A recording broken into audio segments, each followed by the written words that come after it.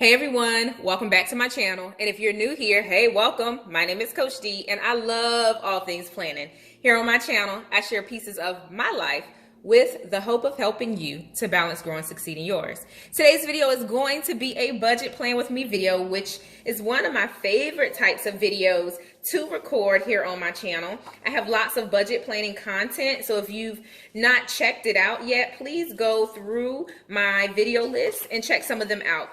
Last video, I talked about my content planning calendar for the month of October. I'm so excited to see a lot of movement and growth within my businesses.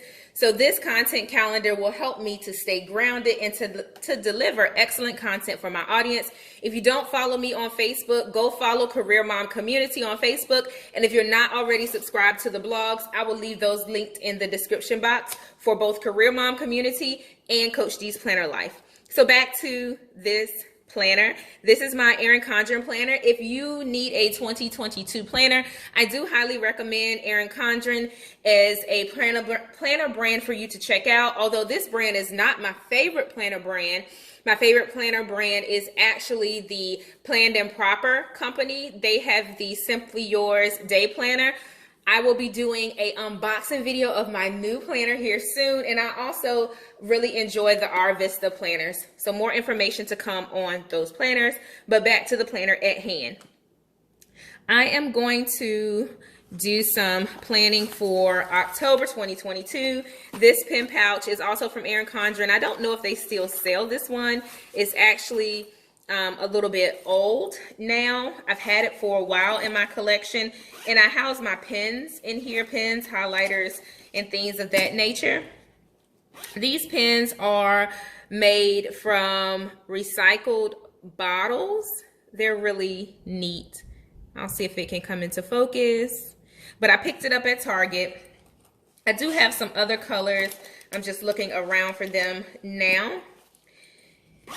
But today, I just want to do a really simple, super quick budget plan. I don't want to go too in-depth this month. I want to focus on keeping it simple just because I shared in the last video that we are not on target in terms of our goals. I also did a complete analysis of our current financial landscape for you guys. So at this point, you know most of our business. But I hope that it helps you to think about different ways you can manage your finances so that you can live financially free. So I'm going to start here with the goals for the month of October. I'm going to capture the goals here. We don't have many just because October is pretty much a slow month. But what I want to do is go ahead and put aside at least half of the budget that we'll need for Thanksgiving. And I also want to make sure that we come down a little bit on our expenses. Here's a fun fact. I keep all of my old planners, and I had this planner in the closet. This planner is actually from, can you guess what year it is from? 2017/2018. It's the end of 2021, y'all. I have been in this planner game for so long. And I do keep my planners. The reason this one caught my attention is I was looking for some stickers to use, and I was like, I wonder if my stickers are still in the back of this planner, and some of them are. This is bringing back so many memories. If you do not keep your old planner, I highly encourage you to do so, because you can just go back and reflect on your life at a certain point in time.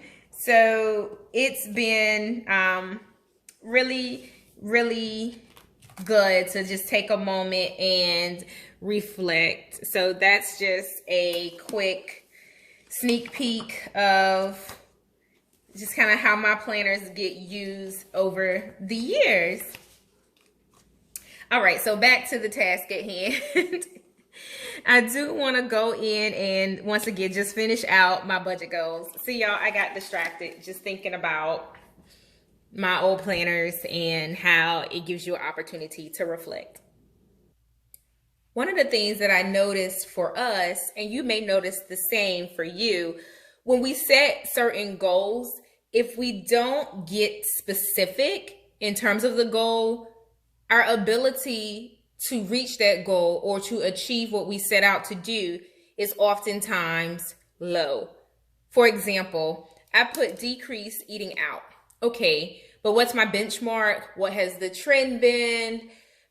What does it mean in terms of our monthly spending? So I'm gonna try something here, guys. I want to allocate only about $125 per week. Now, we are a family of 5, so we're gonna have to get real creative with our meal plans, and I'll probably pause at least 2 of the HelloFresh deliveries in October just to help us to manage that expectation, which is to come down on our food and dining out. We've lived our best life this summer, so we're not going to be missing out on anything because we certainly enjoyed ourselves this summer in terms of dining out and things of that nature. So to push ourselves to managing at $125 per week is certainly attainable. If we come under 1 week, then the expectation is the following week, if we go over, we will offset it. But $125 per week seems reasonable-ish. I did a massive BJ's haul maybe 1 month ago. So we do have some of our main staples for foods in the pantry. So it's really no excuse for us not to be able to manage to that expectation. I'll do a weekly check-in or maybe some type of vlog. I've been entertaining doing vlogs here on my channel. So if you're interested in that, leave me a comment and let me know, hey, Debronetta, yes, we would love to see some vlogs and to see how you implement the things that you plan. The last 2 reminders, one is for my student loans. As many of you know, federal student loans have been paused in terms of interest and payments.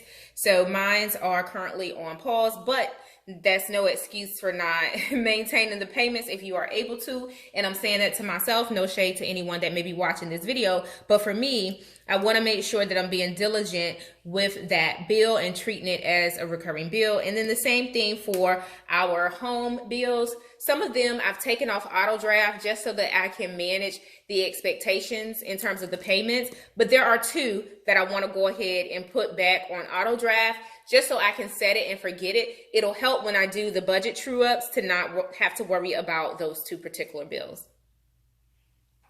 I'm going to use this section to help manage or track. It's not really managing when it comes to our tithes, our offerings and giving, because that's a big part of who we are. So we try not to put a budget to that, if you will. We just know what we are capable of giving comfortably, but we know the holiday seasons are quickly approaching, and that's when a lot of donation drives and things of that nature pop up in the community. So we want to be prepared to support families who are in need during this time.